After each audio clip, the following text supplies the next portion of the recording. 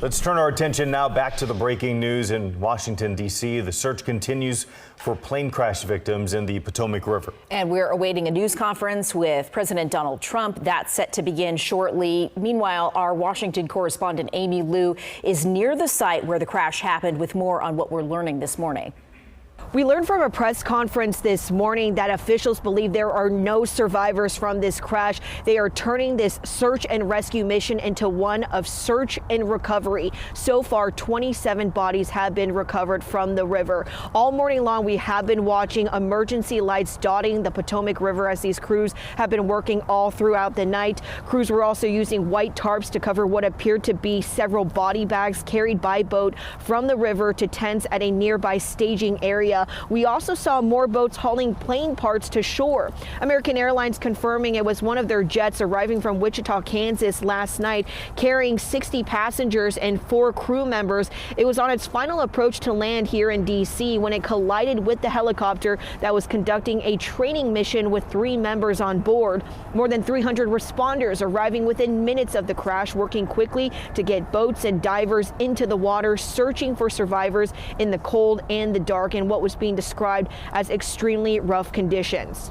It's just dangerous and hard to work in, and because there's not a lot of lights, you're out there searching every square inch of space to see if you can find anybody.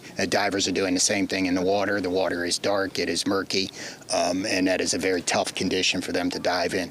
All air traffic has been paused at Reagan National Airport until at least 11 this morning, which, by the way, is one of the busiest runways in the country. But for now, emergency personnel say their main focus is reuniting these 27 bodies with their families and supporting the victims' families through this tragedy. A federal investigation is underway looking into how exactly this crash unfolded. In Washington, I'm Amy Liu.